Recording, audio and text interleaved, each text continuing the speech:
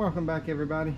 Today we have a 2015 Jeep Cherokee. It is not the Grand Cherokee, it is just the standard Cherokee. I think it is a Latitude. It has the 2.4 in it. It's front wheel drive, not all wheel drive, but we're going to be doing struts or front struts and front brakes on this. There will also be a video on the rear brakes as well, since those are electronic brakes, and we'll show y'all how to do that, but that'll be on the next video.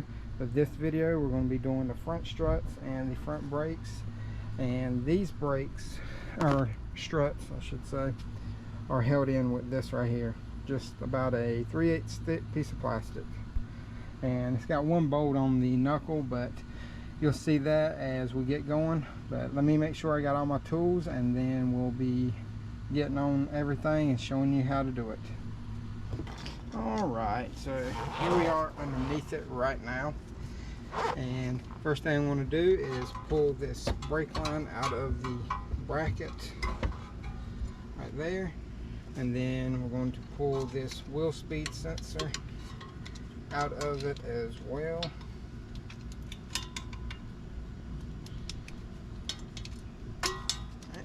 There's that, and then right here on top, let me show you,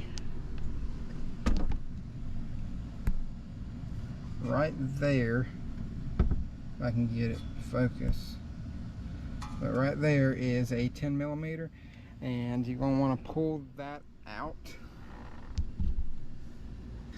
and that is it right there. We're just going to set it to the side. And if you hear the squeaking, that's me on my knee saver pad. I got it sitting on the tire, and I'm actually sitting on the tire as well.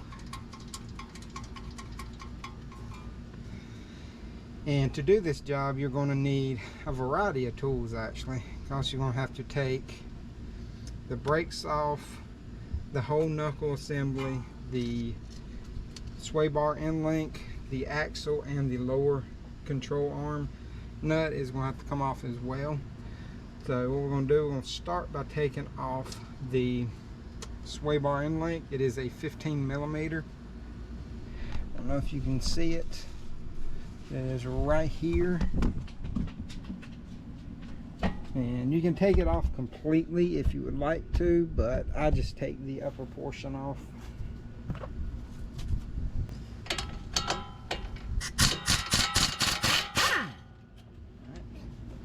Now, to get this up and out, I do recommend you using your jack and lifting up on the bottom control arm, taking some pressure off of that. That way you can get it out really easy, and it's not going to strip any of the threads as well. Next thing I'm going to do is release the tie rod in so I can get all this moved around.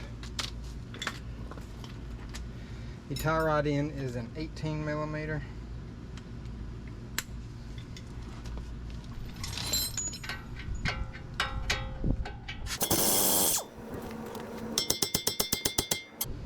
Now we can move everything around and get a better view.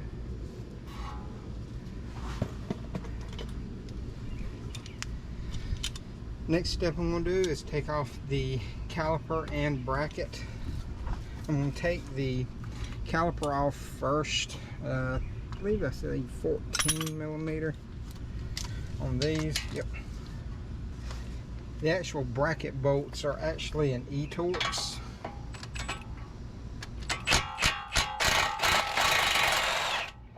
And they are extremely tight. That's what they look like. They are an E20. Next, I'm going to take the axle nut out, and the axle nut is actually a 36.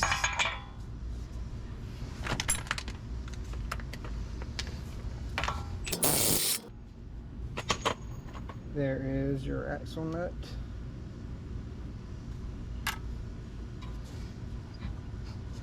But yeah, the axle moves pretty easy. The lower control arm nut is also an 18. So with the bottom nut loose, What we're going to do is hit right here on this flat spot, and it should break it loose from the knuckle itself.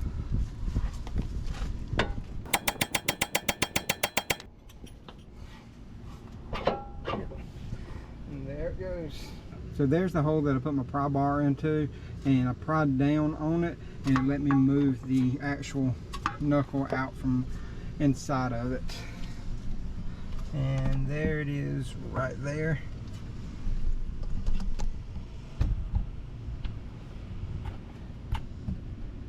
We are going to see if we can get this axle out.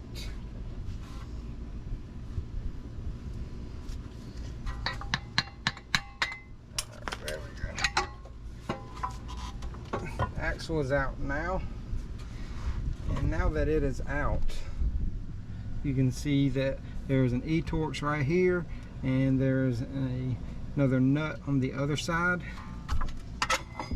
So what I'm going to do now is go ahead and break those two loose, because they can be pretty tight. I'm thinking it's an E14 if I remember correctly. Yep, an E14. The nut is an 18 millimeter, and you can see that it already slid down a little bit. But you have to take it out completely, because it goes through a hole on a bracket on the back side of the strut. And there's your knuckle. Okay, we're up on top where the strut tower is, and if you got the factory ones, you just pop this little cap off, and then this is what holds your strut in, this little plastic piece right there. And the way you get these out is you get 2 screwdrivers and just pop them off. You can normally do it with one also most of the time. We're going to see if we can do it with just one first. There's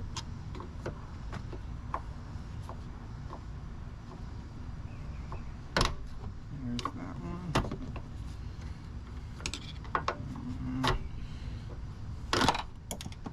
There's the other one.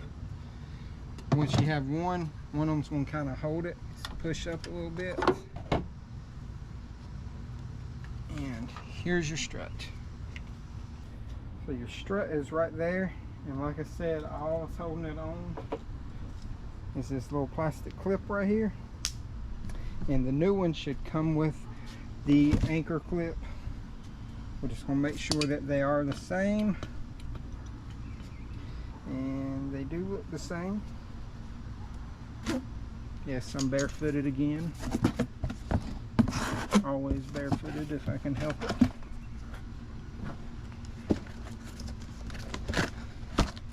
Here is the part number for the passenger side. It is 34JP1114, and the driver's side should be 1115, I believe.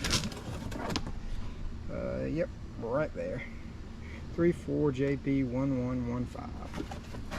Now, getting this back in here can be a little tricky, because you may need somebody to help you. So what we're going to do is, I'm going to rotate this in the same orientation that this one right here is in. So let me do that real quick. Alright, so I went to go put the strut onto the knuckle assembly, and the hole wasn't big enough for the bolt to go through, so I just drilled it out a little bit bigger. It just needed to be about 2 or 3 sizes bigger.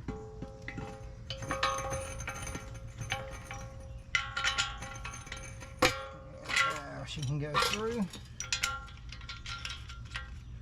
We just want to start it like that so that we can have something to grab onto when we're pushing on the actual knuckle to get it back up inside of the car, because it is a little awkward getting it back up inside the strut tower, just because of the way that these do attach to the body. But I'm going to go ahead and put it back in there and start putting the actual stuff on, and then after we do that, we can use the jack to press on it and actually get it to orientate right and get it up high enough just to get the plastic clips on there. Alright, so what I did was push this up inside of the strut tower right here with the knuckle attached to it. Then I fed the axle through the knuckle and put the nut on here just to hold it so it wouldn't back out. And then I got somebody to help me, and I put a pry bar in there, that little hole. If I can get it in there now. But put it in that little hole like that, and they pried down on it and let me feed it through into the lower control arm. And now I put the nut on the bottom and put some pressure on the top of the strut up in here. We are up here on top. If it isn't lined up correctly, what you can do is get a 19mm. I'm just using my lug socket, and you can put it on your ratchet and you can turn it until it is lined up to where these clips will go in. As you can see, I have my clips in and they will go all the way around. Make sure you put them on right. And just make sure that they clip in all the way. I'll sit y'all down for a minute.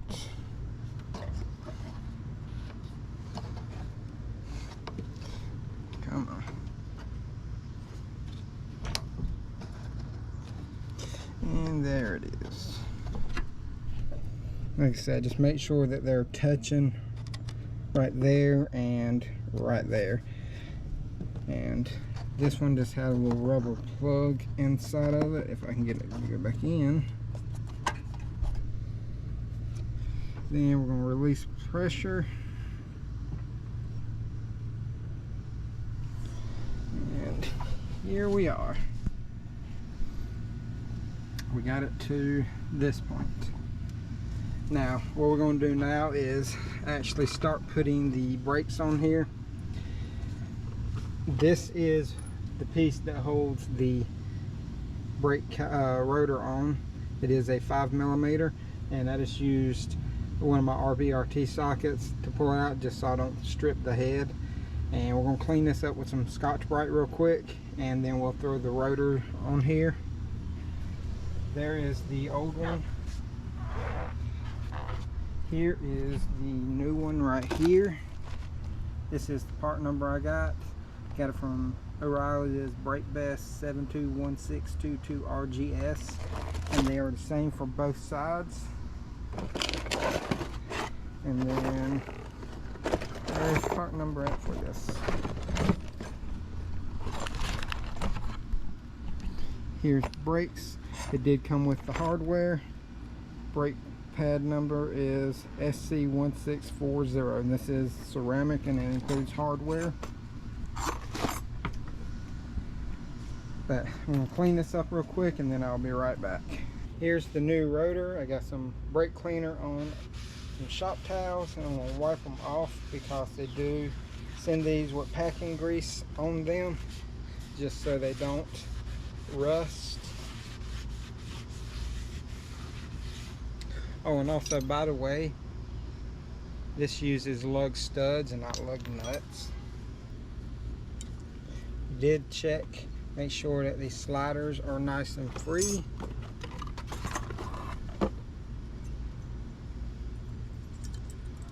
The new hardware on there.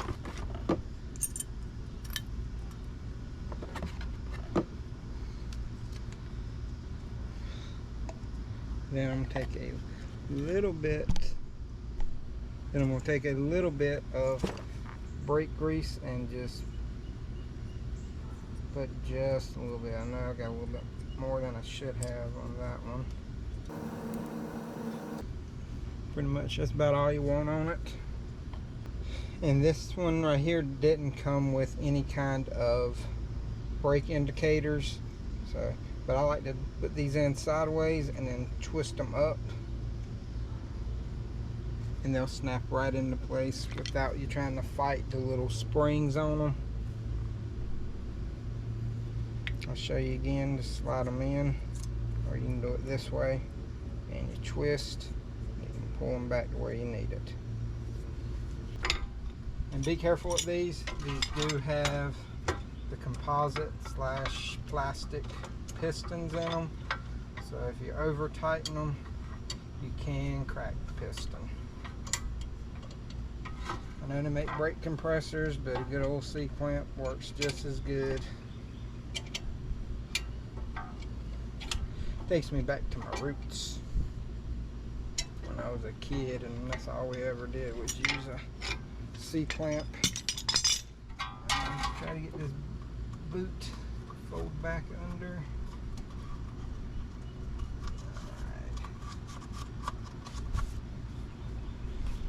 I'm gonna put a little bit of brake grease on the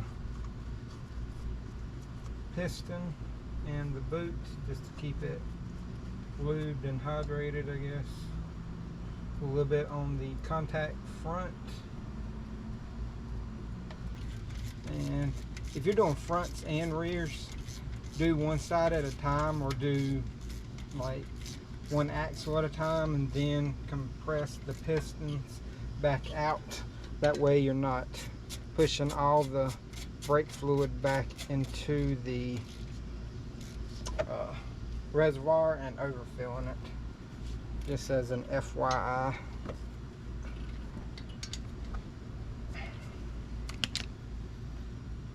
Put this back in.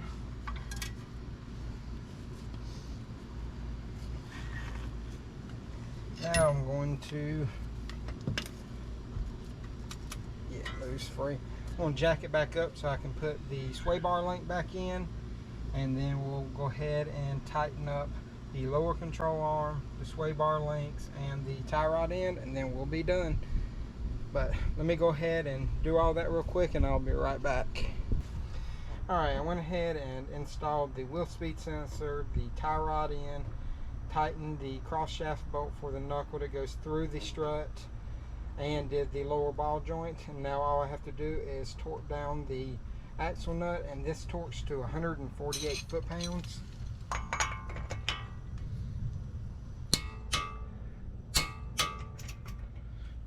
Double check a few times.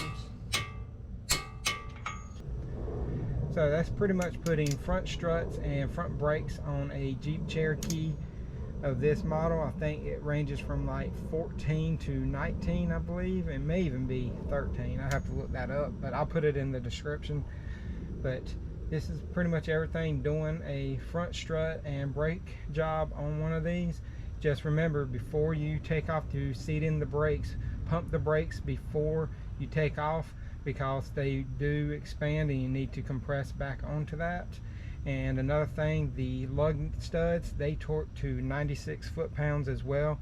Do not over torque these, because you can ruin the rotors. It can cause them to warp. I have seen that before. It's very rare that it will, but I have seen it. But like I said, this is everything that entails on doing one of these jobs. I will put the part numbers in the description below if you did not get those through the video, and I'll try to find an Amazon link to some on there, just so they'll be a little bit cheaper for everybody. But if you enjoyed the video, please like, subscribe, and hit that notification bell, and until next time, y'all have a great day.